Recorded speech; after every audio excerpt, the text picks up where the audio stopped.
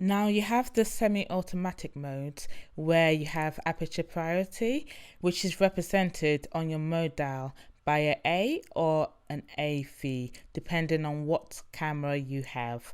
And then the shutter priority, which is the S or the TV.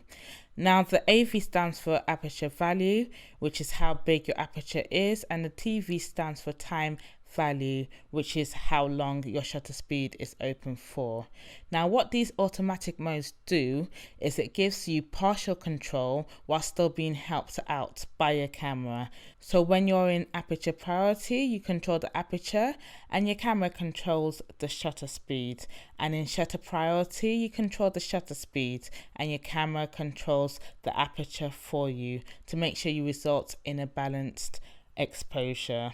Now for both these options, you can either choose to control your ISO, or you could choose the auto ISO setting on your camera so it can control your ISO for you as well.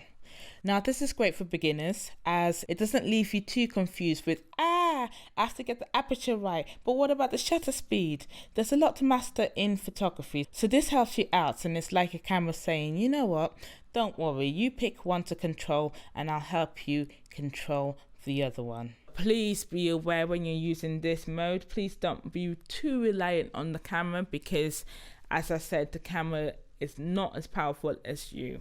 It doesn't know the whole subject you are shooting. For example, the camera doesn't really know if you still want to take a landscape picture or a portrait picture, even though you have control of the shutter speed.